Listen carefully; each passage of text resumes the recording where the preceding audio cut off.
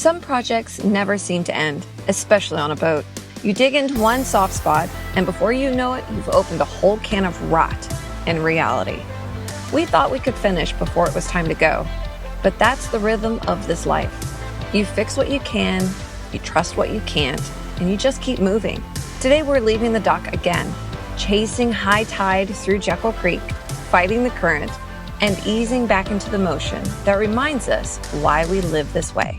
When you're on a boat, there's always something that is breaking and you need to work on. And so today we were noticing that our push button for our winch is not working. It just doesn't work.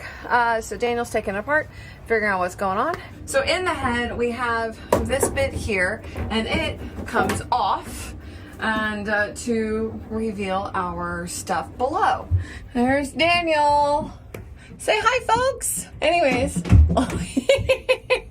And what have you found out so far, darling?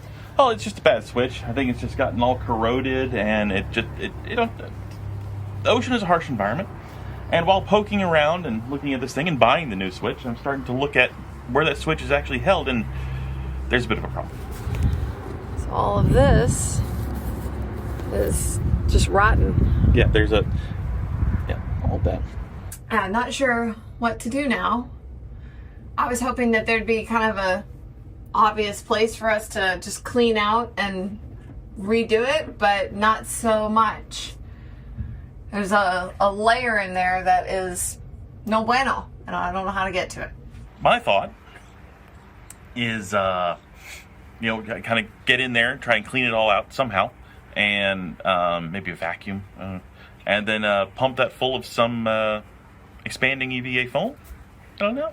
Daniel's just brainstorming right now. We have no idea what we're about to do. Finally got the offending switch open, and yeah, that's rotted. When projects go, they just keep getting worse, right? Well, I mean, we knew the switch was probably bad, which is why our winch stopped working. But yeah, opening it up and seeing the guts, you understand why it went bad. I'm looking through here on ChatGPT for all the things that we might need to do, and it seems pretty extensive. First, we have to assess the extent of the damage. We have to pull up our foam decking, and then cut out the top part of the deck. So in order, really, we have to take off all of this stuff and everything, because we don't want to just put in a, what was it called? Expanding foam. Yeah, an EPS, expanding polystyrene foam. We're really trying to do this right, and it's pretty extensive. Looks like plot twist needs some surgery before we can get going. We were hoping to get out of here in a few days after we had some welding done, but it looks like we need to strip some things off and diagnose some rot. Now I think we might be able to get away with, we can still leave and then just motor all the way down, because we don't want to put any stress on this winch or this area if we know the area is compromised. So, but motoring all the way to West Palm when we have wind.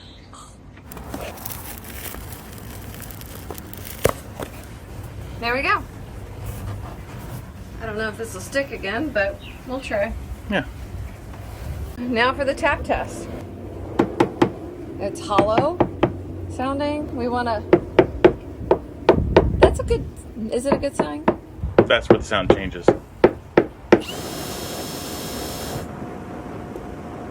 I don't know.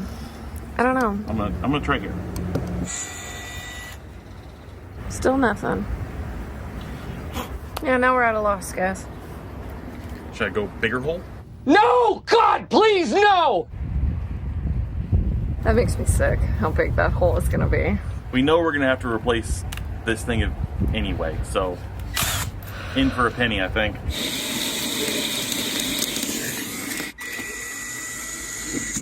I can kind of see something, but that looks like rotted wood. It's definitely not touching the bottom of the glass here. Oh, but it sounds... Thing is that it should be a golden colored wood. Well, and it is not that. So I think there has been some, it might not be all rotten. And it might also be that the core is just mounted to the bottom layer and it's not all the way through. You know, it might be that too. I don't know. I'm gonna go further up. That's wet wood from this hole. Yeah, look at all that. How much further do you want me to drill? Yeah, I can drill up to here, where we think it's good. Yeah, so hopefully we'll find some good wood. That's wet. Yeah. That's wet. I think it might be from this issue here that we're having fixed. This is sticky. You know, we were getting some water intrusion into the hull here, and so it might have been running down. You know, it could be from this bad seals here running down and then running down the lower parts of the boat. And this is just, this whole thing might just be rotted. All right, we need to reassess. I don't know, maybe we should reach out to people who know more than we do. Like, how much time did this take away from us actually cruising? But this is boat life. This is just what we do, right? Like, we need to step in and embrace it. It's just so disappointing. We haven't found good wood yet. The leak started somewhere. Really, we just start drilling holes in our boat. So I'm up here, just clicking around, looking for where the sound changes. So all of this, from way forward to way back, that sounds good. That sounds bad. Yeah, I don't know if we're just spiraling and we're feeling overwhelmed and super stressed about this right now, but it's like this project is just got bad. There could be some differences on with the tapping, with you're tapping on the targa versus over here you're actually tapping on the salon. That sounds good, but I'm getting closer to the salon doors. Yeah. But all this sounds hollow. I don't know if it's because it's the outside versus the inside and they're structurally different, so they might sound different. I don't know. We have no idea how these target panels are constructed, whether they're just single mono-piece fiberglass, and that's just how they sound. We have a local guy here helping us with another fiberglass project while we discover this new fiberglass project. So Daniel's outside trying to clear out the rotten wood from the little holes that we've made so far, but I don't really see, I don't know. Maybe I'm just being too pessimistic. Like I said, spiraling. How's it coming? I don't know if I'm even doing anything. We have to take off the winch to figure out what's underneath it. And then once we figure out what's underneath it, we can determine what do we need to do next. I think we'll still be probably replacing the whole plywood. And it would be a miracle. It would be miraculous if the wood around the winch was still good. There we go. So we are closer to getting this motor off. And I just want to show you the flex that we're seeing from the delamination in the core. Yeah, that looks like nothing on camera, but oh my gosh, there's so much delamination in that. It is insane. So Daniel's working it away and I am holding it up. So if it does come free, we don't drop it. It's coming. Oh, you can kind of see where the salt has intruded and corroded around the edge here. But you can see how rotted it is. It's not nearly as bad as, whoa, that's terrible. Yeah. Here's where it's going to be the worst. Yeah. All right, let's see if we can get this base plate off now. So back a couple months ago, we were taking a look at the boat, getting ready to go, and noticed that we had a pretty nasty crack in a weld up front. So today we're going to get that fixed. Now, I'm not a welder. I would not trust myself learning how to weld. So we're having that done. And that's, you know what, that's entirely okay to do. It is okay to get someone who knows what the hell they're doing to come out and fix something. It doesn't have to be you do all your things all the time on your own. It's a pro tip. We have our friends from Sail Ready here once again, Rick and Sarah. And what they're doing is they're easing all the tension on the rig and take off the forestay because we need to get that out of the way so our welder can do his weld. That right here is what we're talking about. Yeah, that is right at the bottom of our gull striker, and that holds up a lot of tension, and we do not need that going bye-bye in the middle of a sail.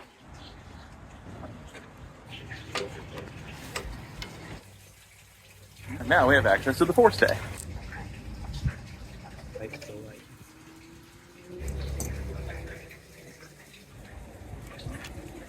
Well, our welder has completed his work, and let's take a look at it.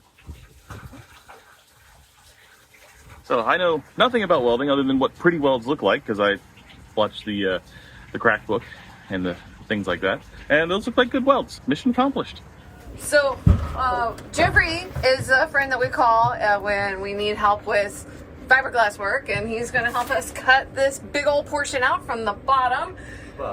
And then we'll look at all of the rotten material. We have everything taped off and plasticed up because this dust is going to go everywhere. All right, Winston, I know you're not going to go in there either.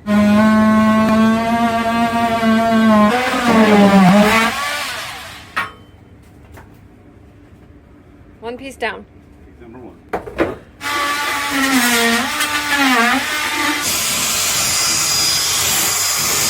Learning a lot. Yeah, by osmosis. Make it look so easy, Jeffrey. It's not too hard. I'm thinking. Do we make it harder in our brain? Oh, 115%. All right, it is time to put our winch back together and on the boat. I don't think we did much recording during our process of actually glassing and reinstalling our Cusa board, but that's what we ended up using, was Cusa board for the in place of the marine ply. Cusa board is super light but super strong and will not rot. So it's a modern material that a lot of people are using for the interior core in their boats. And so while we had the winch off, we took an opportunity to service it, and here's all the guts of it. We didn't do a lot of recording with that either because it was our first time to actually get into it, but I think we're going to record next time and show you guys all that fun stuff. So as mentioned, I've been using some TEF 45 for dissimilar metals like stainless steel screws going into a brass plate. Let me go through some of the other materials that we're going to be using today. The Harkin winch grease, some of the McLube One Drop. And so what I did yesterday is I took the whole winch apart and basically cleaned it all up with mineral spirits. So now it's all clean. I dry fit it to remember how to put it all back together. Highly recommend that. And now I'm wet fitting it. This should be fun. I don't know if you guys realize this, but Paige does probably about 75 to 80% of all of our filming. So I'm going to try and film this as best I can and give you an idea of putting this thing together.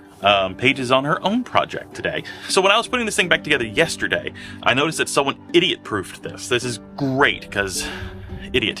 This is the main gear sprocket. And the little flappy paddle I was just showing you guys earlier, you know, flappy, goes in here. There. And see? Nice down. Now you might be thinking, Daniel, how do you know that you put it in the right way? Well, this is where the idiot proof comes in. They added this washer. And this is the main gear sprocket. Now it fits nicely here. Does not fit nicely there. Does not slide in. So, that's how you know you put it in the right way. That is our electric motor for our electric winch. And we're going to be basically building on all that. Another trick, paintbrush, because this grease apparently can go everywhere.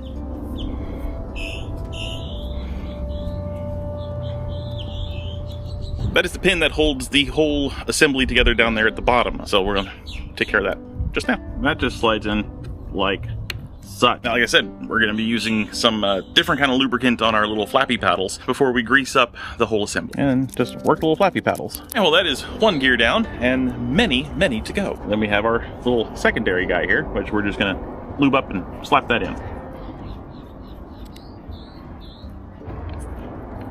There we go.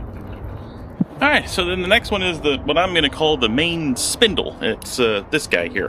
There's several parts in it. Get cracking on that one. Let's go ahead and do this one first. This is what goes down into the motor. Is that what you're doing? Coming to inspect work? Cool. Thank you. Alrighty, so this, put it in here. Now the thought here, fellers and fellettes, is you want enough lube to get the job done. Not too much more than that, otherwise you can start gumming up the works and then you just have a big mess on your hands. Go sparingly, but use enough. There we go. That's basically all of the guts. Now we have this this housing that goes on over top of it, and that's kind of it. And then we just line up those two little guys right there, and boom. Now there are 5 bolt holes here. Now we have to bolt that down, and guess what we're going to use? That's right, TEF45, because these are stainless hexes going to brass. And then just repeat for all the other ones. Now we're on to final assembly. Just a couple more things to lube up and put them on. I have no idea what they're called, but they're just the things that go on the thing. Now we are on to the final bit, the drum. So we got to get all that gear inside here, all greased up and ready for action.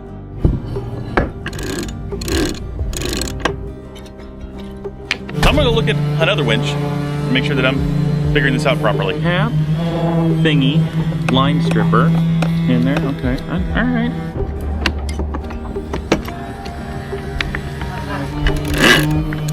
Ah, that's how we do that. So that's how we do that. You gotta rotate through the thing, and then you can do the thing. There's an old adage that I've been told quite a long time. You have to be 10% smarter than the equipment you're working with. All right, now last bits. And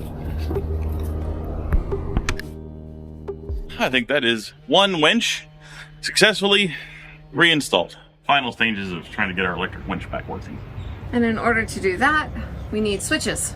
So we ordered these switches from Harkin, and Daniel is going to install them. Our last sunset at Brunswick Landing Marina. We are getting ready to go. Are we really ready? No, we're not. Are we going to be ready? No, we're not. There's so many things that are so not ready, but we're ready to get out of here, get moving for the season. We have put away the boat for the most part, and now we're just getting kind of back into this whole get off the dock and go routine thing. It's a little weird. It's been a minute. It has been a really long minute, and it's always one of those things that's like we get comfortable where we are. And we don't want to leave because we like where we are, we like the comfort, but we didn't buy a boat to sit on the dock. We bought the boat to go cruising and see the world. So let's go see it. Engines are on. We're gonna let them warm up for about 5 or 10 minutes, and then we're gonna push off. Oh, I'm so excited. Are you excited, darling? Terribly, terribly excited. I think it's the we don't know what's gonna go wrong that is in the back of Daniel's mind. Something always goes wrong. Like, that's just part of boat life, I think. Knock on wood. It is so exciting to be leaving the dock. So before we do any of this, Daniel and I have a planning meeting. Well, meeting is quite formal sounding. It's just like, oh shit, what are we gonna do now? Hopefully everything goes as planned.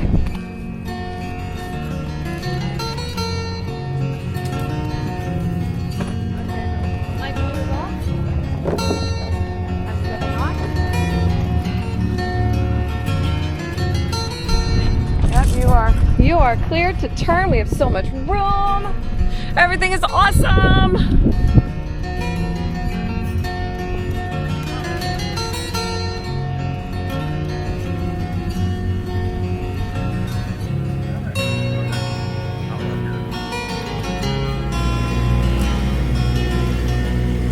Daniel is listening to the engines. He's listening for the wah wah wah sound so that they are harmonized. That means that they're running at the same RPMs. So now's the time for us to reach out to our float plan, let them know where we think we're going and what time we're going to be there. A nice safety thing that really you should always do.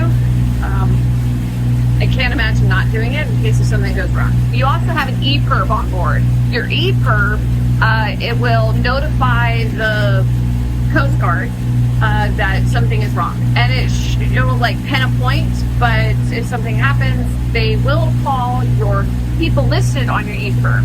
So the people listed on your E-perb should also be your float plan, the people that you talk to, and tell them where you're going and what you're doing. Brunswick Landing Marina, this is Plot Twist. Plot twist. This is Brunswick Landing. Could you please switch to channel 7171? I just want to say thank you guys for another awesome season, and we will see y'all again soon, maybe. Roger that, Daniel. Sounds good, brother, as always. Good to have y'all. It was really good to have that dog. Y'all better bring it back to see us. Roger that, loud and clear, Brunswick. We'll see y'all soon. Plot Twist back 1-6. So Brunswick has been around for a long, long time. It was actually one of the first ports of entry into the colonies. During World War II, they built a ton of Liberty ships here. If you're not familiar with Liberty ships, they're basically what kept England from starving during the war. These old piles here is where they used to build them. They built them all over the place, but this is one of the places.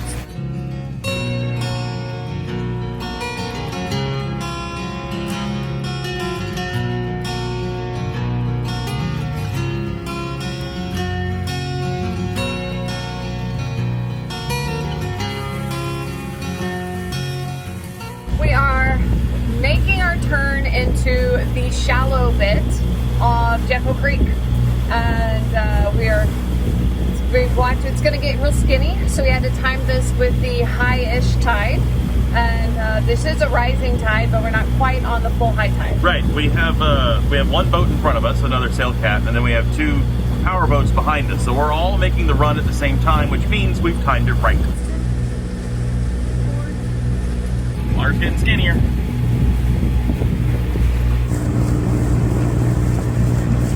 Depth's all over the place here. It goes from 9 to 0, then back to 7. Interesting. I think that's what they call shoaling. So this is fun. We've been dealing with, super skinny water, and now we are going under a, questionable height bridge.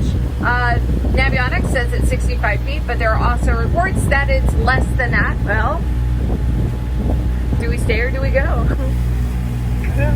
I think it'll be fine. The good news is that once we get past the bridge, the skinny will be over. We are close enough to the tide board, we can read it now, and it says it's 64 feet. So that should be just fine for us. Was that close? Feels like it was close. Way, way over there are white pelicans. We don't get to see them too often, so it is kind of exciting. Getting pretty close. Although it's really windy, so I don't know if you guys can hear me. 2.5 miles out.